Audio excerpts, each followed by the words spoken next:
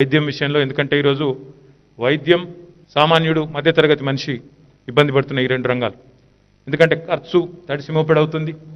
ప్రభుత్వ వ్యవస్థ మీద ప్రైవేట్ వ్యవస్థ మీద ఉన్నంత విశ్వాసం ఇంకా ప్రజల్లో ప్రభుత్వ వ్యవస్థ పట్ల కుదురుకోలేదు. ఇంకా పెంచవలసిన అవసరం ఉంది. ప్రమాణాలు పెంచుకోవాలి. ఇంకా మనందరం కూడా సమిష్టిగా కష్టం చేయాల్సిన అవసరం ఉంది. ప్రజల్లో ఆ విశ్వాసాన్ని పాదుగొల్పవలసిన అవసరం, మరింత దృఢంగా ఆ నమ్మకాన్ని పెంచవలసిన అవసరం ఉంది. ఈరోజు మీరు చూస్తూ ఉన్నారు, కోవిడ్-19 వచ్చిన తర్వాత పేపర్లలో కొన్ని వార్తలు చూస్తే హృదయ విదారకంగా అనిపిస్తుంది. ప్రైవేట్ ఆసుపత్రికి పోతే 5 ఆసుపత్రులు వెళ్ళగొడుతున్నాయి.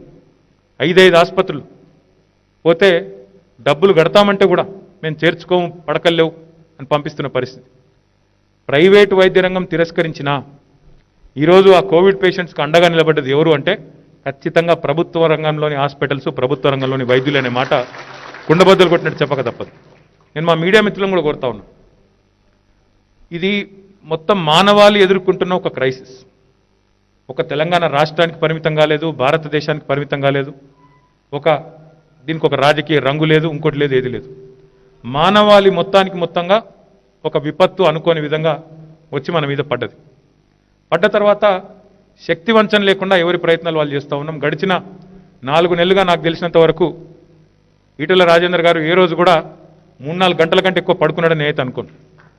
విపరీతంగా కష్టపడుతూ ఉన్నారు. మంత్రి గారి నుంచి మొదలు పెడితే వారి ముఖ్య కార్యదర్శి, వారి టీం మొత్తం, వారితో పాటు డౌన్ బిలో కింద హాస్పిటల్లో పనిచేసే శానిటేషన్ సిబ్బంది వరకు, teaching, non teaching staff, sanitation సిబ్బంది వరకు అందరూ ప్రాణాలకు తెగించి, వాళ్ళకు తెలుసు, వాళ్ళకు కూడా ఇళ్లలో కుటుంబాలు ఉన్నాయి, పిల్లలు ఉన్నారు, వద్దని వారిస్తున్నారు, ఈ కష్టంలో నీకు అవసరమా అంటున్నారు, ప్రాణాలకు తెగించి కొట్లాడుతూ ఉన్నారు, గొప్పగా సేవ చేస్తూ ఉన్నారు.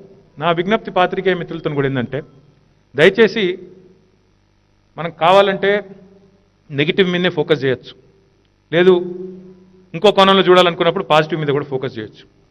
చూస్తుంటాం పేపర్లో వార్తలు, శవాలు తారుమారైనాయట. ఎట్లాంటి పరిస్థితి అంటే, ఎంత హృదయ విదారకమైన పరిస్థితి ఉందంటే, రాజేంద్ర గారు నేను మాట్లాడుకుంటుంటాం రెగ్యులర్గా. జిహెచ్ఎంసీ పరిధిలో ఎక్కువ జరుగుతున్నాయి కేసులు కాబట్టి మున్సిపల్ మంత్రిగా నేను వారు రెగ్యులర్గా మాట్లాడుకునే క్రమంలో వారు ఒక మాట చెప్పినారు, కొంతమంది చనిపోతే ఆ శవాలు గుర్తించడానికి కూడా కుటుంబ సభ్యులు రావడానికి ఇష్టపడడం లేదు, శవాలు తీసుకుపోయేందుకు కూడా వస్తలేరు.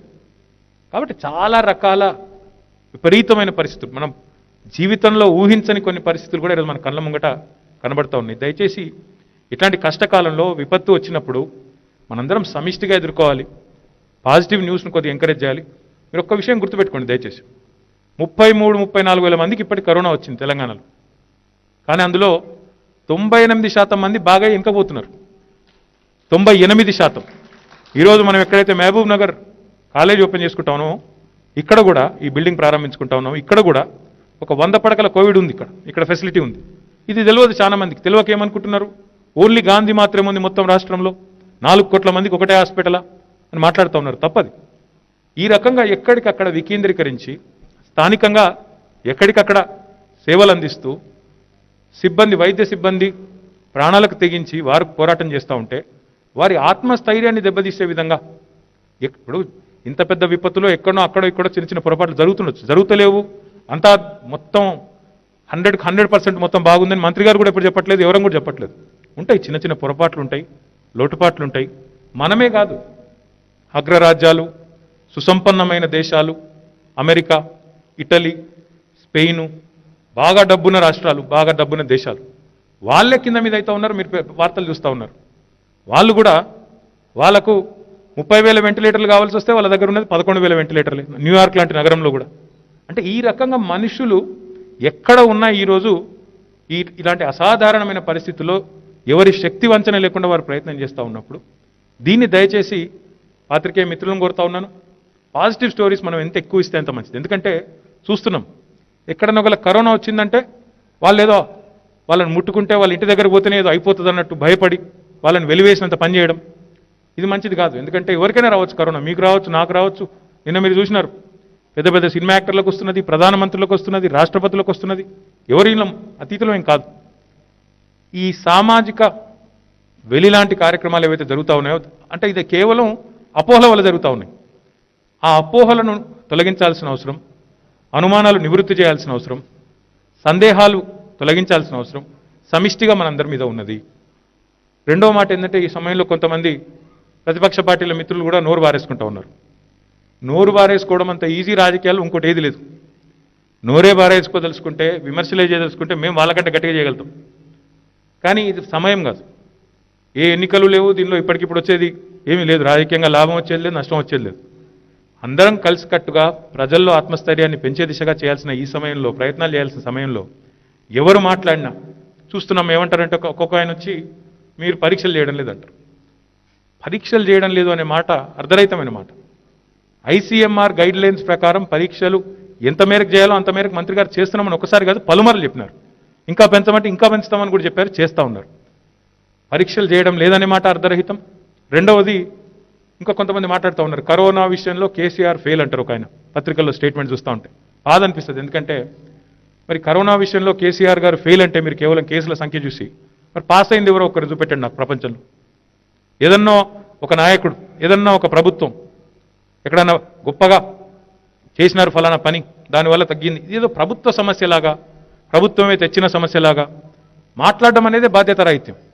ఈ సమయంలో చేయగలిగితే మాట సాయం చేసి ఆత్మస్థైర్యం పెంచి మంత్రి గారితో మాట్లాడి లేదా సిబ్బందితో మాట్లాడి ఎవరి శక్తి మేరకు వాళ్ళు తోడ్పడాలి, ఎవరి శక్తి మేరకు వాళ్ళు కృషి చేయాలి. కానీ ఈ రకమైన మాటలు మాట్లాడి పనిచేస్తున్న వారి నైతిక స్థైర్యం దెబ్బతీయడం, ఈ రకమైన మాటలు మాట్లాడి పరిగెత్తుతున్న వాళ్ళ కాళ్ళల్లో కట్టెలు పెట్టడం ఇది మంచి విధానం అయితే కాదు. విమర్శలే చేయదలుచుకుంటే వారికంటే 100 ఇంతలు మేము చేయగలుగుతాం. మేము కూడా నచ్చు. మరి భారతదేశం ఈరోజు 3వ స్థానంలో ఉంది కరోనా విషయంలో. అంటే మరి ప్రధానమంత్రి ఫెయిల్ అయిందా మేము అనాలనా? చాలా బాధ్యత రహితమన్నమాట ఆ మాట ఎవరైనా మాట్లాడుతూ. ప్రధానమంత్రి, ముఖ్యమంత్రి ఇది పదవులతో సంబంధం లేని అంశం ఇది.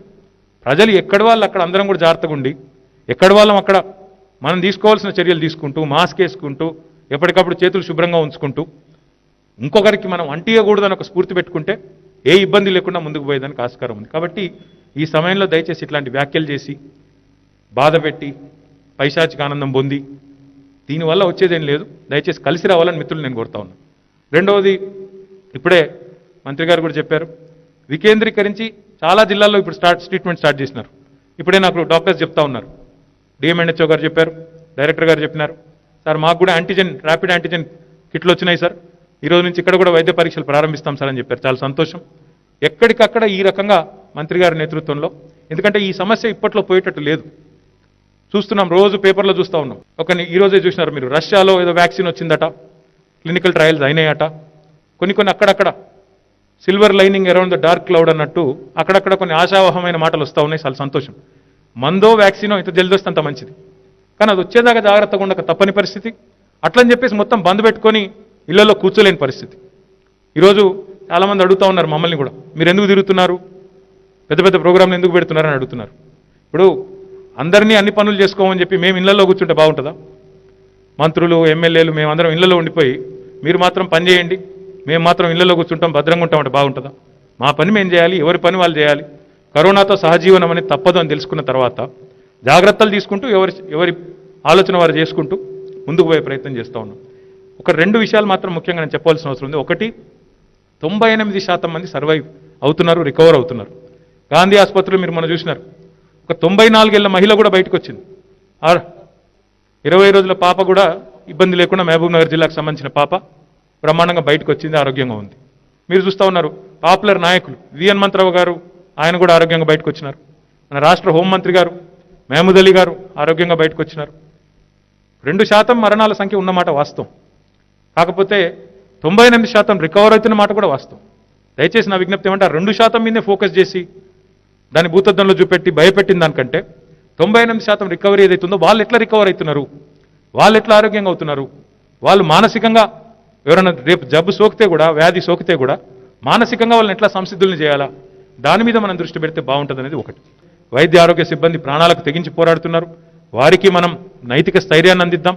రాజకీయాలు ఇంకా చాలా టైం ఉంది. పెద్దలు చెప్తారు కదా, పొద్దుంది పొలం ఉంది, ఇంకా 3.5 ఏళ్ళ సమయం ఉంది. అప్పుడు కావాలంటే తూకిత్తా మైకిత్తా అవన్నీ అప్పుడు చూసుకోవచ్చు. 3 ఏళ్లకు ఎవరు ప్రజలకు నచ్చితే ఆనాడు వాళ్ళని గెలిపిస్తారు. కానీ ఇప్పటి నుంచే మొదలుపెట్టి, ఇప్పటి నుంచే మనం ఇంత విపత్తులో ఉన్నప్పుడు అడ్డమైన మాటలు మాట్లాడి, ఇప్పటి నుంచే అనవసరపు మాటలు మాట్లాడి మనసు గాయపరిచి పనికిమాలిన పంచాయతీలు పెట్టి ప్రజల్లో అపోహలు సృష్టించి ప్రజల్లో ఒక విశ్వాసాన్ని తగ్గించి వైద్యులను, పనిచేస్తున్న సిబ్బందిని, నైతిక స్థైర్యాన్ని దెబ్బతీసి సాధించేది ఏమీ లేదన్న మాట కూడా దయచేసి మా ప్రతిపక్ష పార్టీల మిత్రులను కోరుతా ఉన్నాం. మీరు మంచి నిర్మాణాత్మకమైన సూచనలు ఇవ్వండి. వైద్య ఆరోగ్య శాఖ మంత్రి గారు 24 గంటలు అందుబాటులో ఉంటున్నారు. మొన్న మీరు చూసింటారు, ఒక ఆయన 12 గంటలకు మెసేజ్ పెడితే, పేపర్లో వచ్చింది మీరు చూసింటారు, 12 గంటలకు మెసేజ్ పెడితే స్పందించి ఆ మనిషిని వెంటనే తీసుకుపోయి బ్రహ్మాండంగా ట్రీట్మెంట్ ఇప్పించి ఇలా బతికిచ్చింది ఈటెల రాజేందర్ గారు. ప్లాస్మా థెరపీని కూడా స్టార్ట్ చేసినారు. మనం ఇతర రాష్ట్రాల్లో ప్రచారం చేసుకోకపోవచ్చు, డబ్బా కొట్టుకోపోవచ్చు, పెద్ద పెద్ద పత్రికా ప్రకటనలు ఇచ్చుకోపోవచ్చు, సైలెంట్గా పనిచేసుకుంటూ పోతున్నాం. ప్లాస్మా ఇప్పుడు నేను నాకు తెలిసే ఒక 4-5 తెలిసిన వాళ్ళు మిత్రులు మా నియోజకవర్గానికి సంబంధించిన వాళ్ళు ఇబ్బంది పడుతున్నారంటే ఒక మాట వాళ్ళ సిబ్బందికి చెప్తే, రాజేందర్ గారి సిబ్బందికి చెప్తే ప్లాస్మా కూడా అందించి కొంతమంది నయం చేసినారు. అంటే ఎవరి ప్రయత్నం శక్తి వంచన లేకుండా చేస్తూ ఉన్న ఈ సమయంలో, ఈ క్రైసిస్లో కలిసికట్టుగా ముందుకు పోదాం. వైద్య ఆరోగ్య రంగంలో చేయవలసిన మార్పులు, ముందుకు తీసుకొని పోవలసిన మరి కార్యక్రమాలు చాలా ఉన్నాయి. మంత్రి గారి నేతృత్వంలో, గౌరవ ముఖ్యమంత్రి గారి మార్గదర్శకంలో తప్పకుండా తెలంగాణ రాష్ట్రం ఒక ఆరోగ్య తెలంగాణ కూడా మారుతుందనే విశ్వాసం నాకుంది. హాయ్ ఫ్రెండ్స్, మా టుడే టుమారో యూట్యూబ్ ఛానల్ చూస్తున్నందుకు చాలా థ్యాంక్స్. మరిన్ని లేటెస్ట్ వీడియోస్ కోసం వెంటనే సబ్స్క్రైబ్ చేయండి. అలాగే ఈ బెల్ ని కూడా రింగ్ చేసేయండి. మా నోటిఫికేషన్స్ అన్ని మీ మొబైల్లో వస్తాయి. అలాగే మా వీడియోస్ మీకు నచ్చితే లైక్ చేయండి, షేర్ చేయండి, నచ్చకపోతే కామెంట్ చేయండి.